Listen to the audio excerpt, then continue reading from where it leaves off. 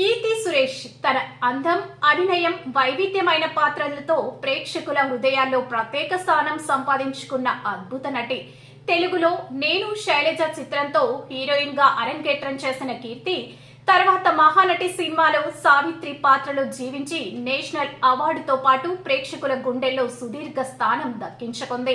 మద్రాసులో పుట్టి చెన్నై మరియు కేరళలో చదువుకున్న కీర్తి ఫ్యాషన్ డిజైనింగ్ లో డిగ్రీ పూర్తి చేసింది.